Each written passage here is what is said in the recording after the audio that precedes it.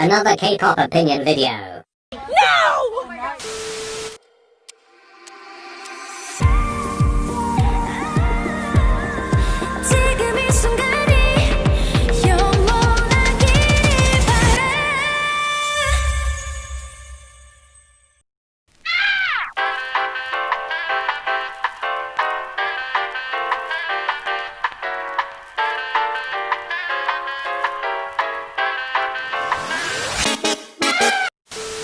Hey guys, and welcome to my channel. It's me, that emotionless robot voice, back at it again with the generic videos. Anyway, I know I've already made way too many K-pop opinion videos, and you guys are probably tired of them, but I'm annoyingly opinionated, so you're just going to have to put up with my repetitive content lmao. For this one, I decided to put a little twist on the typical unpopular opinion video, and talk about popular K-pop opinions that I personally disagree with. Quick disclaimer, if I say that I disagree with an opinion, that doesn't necessarily mean that I think it's a stupid or unreasonable opinion. Everyone is entitled to their own views and opinions, as long as they're not just hating on anyone or being malicious. I'm aware that my opinions are not facts, and this video was not made with the intention of being offensive or hateful in any way. This is for entertainment purposes only, and isn't to be taken too seriously. At the end of the day, I'm just another irrelevant, unoriginal K-pop YouTuber, so don't waste your time getting heated over my opinions. Anyway, without further ado, let's get into it. Zimzalabim, zimzalabim, zimzalabim, zimzalabim, zimzalabim, zimzalabim. I'm always hearing people say that Bing Bing or Parade or Sunny Side Up or any other B-side should have been the title track for the Rev Festival Day 1, but I honestly think that Zimzalabim was the best possible choice. Don't get me wrong, the B-sides on the album were pure gold, and my favorite track on the album is actually Milkshake, but when Zimzalabim was released, everybody was talking about it. Everybody had something to say about it, and everyone had the zimzalabim zim stuck in their head at some point. A song being good isn't enough to be title track worthy, it has to be memorable, and it has to stand out, and, love it or hate it, Zimzalabim fits that criteria like a glove. I think the other songs on the album could be good title tracks too, but I definitely feel like Zimzalabim was the best choice. Just tell me what you waiting for, baby, I've been waiting for. You want this time I'm faded, baby, I'm drunk and wasted. I hear so many people saying that Somi should have been put in a group, and whilst I think she was great as a member of IOI, she is also a really good soloist. People use her debut stage to say that she lacks stage presence and the qualities needed to be a soloist, but you have to keep in mind that that was her debut stage. She was obviously going to be nervous at the time, but that doesn't make her a bad or lackluster performer. And even though she's trapped in the YG dungeon, whenever she emerges she comes out with a vengeance. I also feel like, if she was put in another group she would end up overshadowing the other members, seeing as she gained a lot of recognition from Produce 101 and already has a strong fan base both in Korea and internationally. Anyway, stream what you waiting for qUiRkY.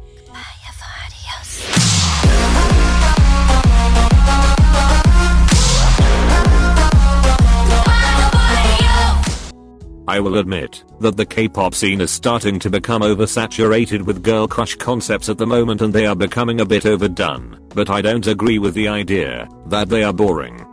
A lot of people were hoping for a pink concept for Blackpink's comeback, myself included, but I honestly wasn't too disappointed to find out it would be another badass concept, and I'm actually so obsessed with how you like that at the moment.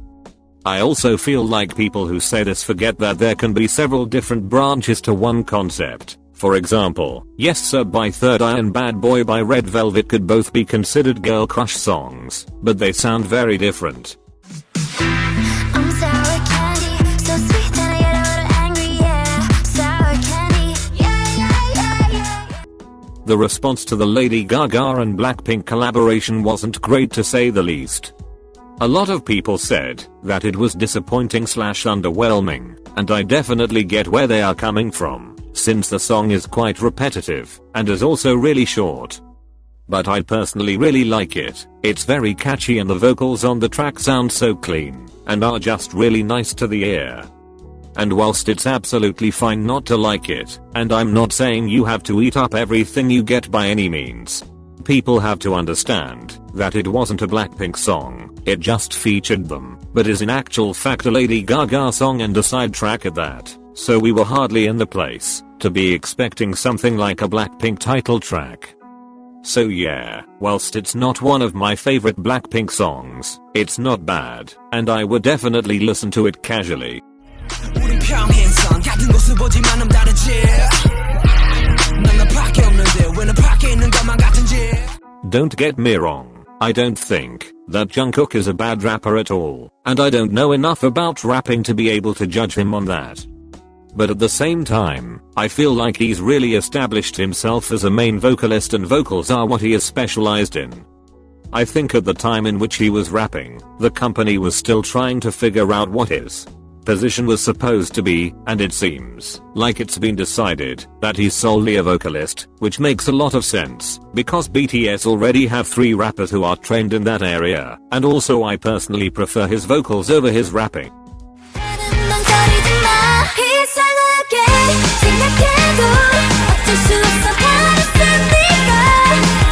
Twice definitely really suit the cute concept and they undoubtedly have some amazing cute songs. I heard What Is Love and Likey for the first time a year ago, and I'm still not over them. Nonetheless, I feel like the more mature style that they are going for at the moment suits them equally well, and if the members like the way that their music style is maturing, then I think that it's great that their music is changing direction. Fancy and Feel Special are whole bops, and although more and more needed, Time to Grow on Me, I love that song too. I understand if you prefer the cute concept, but personally I'm happy with the way that Twice is going concept wise.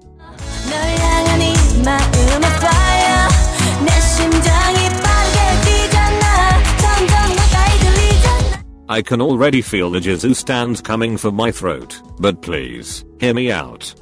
I love Jisoo, I think she's incredibly talented and has a really nice and likable personality.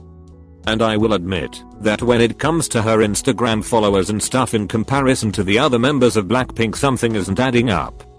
But I still don't think she's underrated. She's a member of one of the most popular third generation girl groups and has millions of fans worldwide. I also notice that she's the member who tends to get the least hate, and it seems like a lot of Blackpink antis like to bandwagon solo stan Jisoo.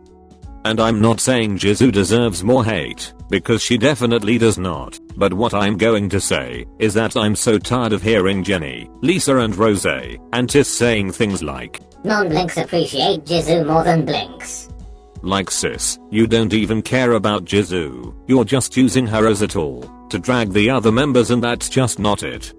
If you're going to be a Jisoo solo stan, at least love and support her for her, and not as just a weapon to bully the other members. I can't express my frustration with this monotone expressionless robot voice, but it honestly annoys the hell out of me, and almost makes me want to make a part 4 to things in K-pop that annoy me.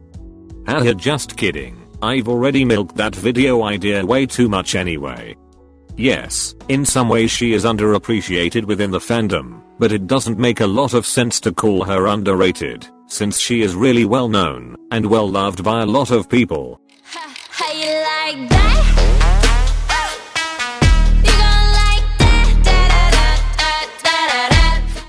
I realize now that there are an excessive amount of Blackpink opinions in this video, so I'm sorry about that. It's just that I have a lot of stuff to say about them. Anyway, I hear so many people say that Blackpink's newer music isn't on the same level as their older music, but I have to disagree. Yes, Playing with Fire still remains unmatched, but their most recent title tracks aren't bad either. I'm actually so obsessed with How You Like That at the moment, and I can enjoy both Kill This Love and Do. I feel like maybe this ties into the girl crush's boring opinion I mentioned earlier. I feel like many people are just tired of Blackpink going with the same girl crush concept for every comeback, and they dislike how most of their recent songs are following the typical Teddy formula.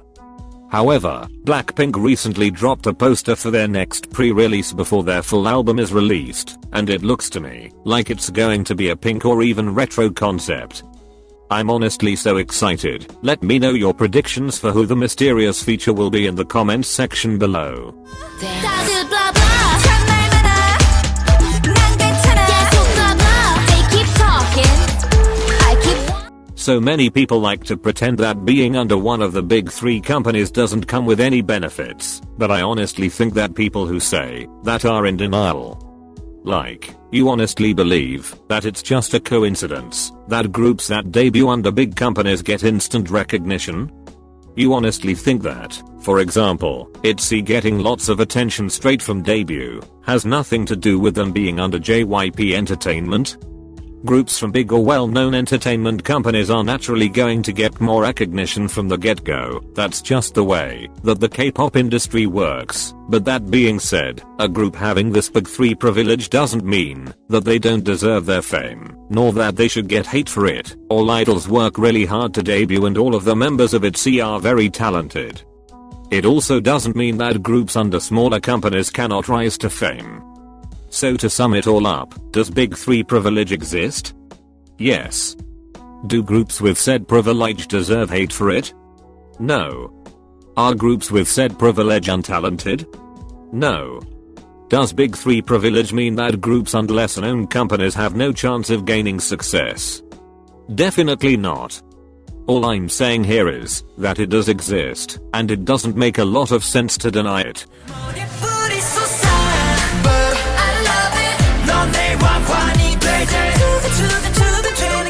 Okay, yes, I understand that it might be a little strange for someone to call an idol a king or queen when they've been in the light of day for 0.2 seconds, but at the same time I don't really get why people get so heated over it. Like, if someone calls TXT kings, they immediately get attacked by people for it, and whilst I'm not really the type of person to call a rookie group kings or queens, I don't really understand why people get so heated over it. Like, is it really that serious? Calling someone a king or queen normally just means that they are someone who a person likes or looks up to. It doesn't mean that they are claiming that that idol is a ruler of the K-pop industry. It's just stans being stans, and I honestly don't think it's that deep. Anyway, that's all that I'll be talking about today. Feel free to drop some popular K-pop opinions that you personally disagree with in the comments section below, because I have no life, so reading comments is a good way for me to spend my time, lol. I have no idea what else to say, so I'm just going to say my generic outro, haha. So thanks so much for watching, and I hope you have a great day.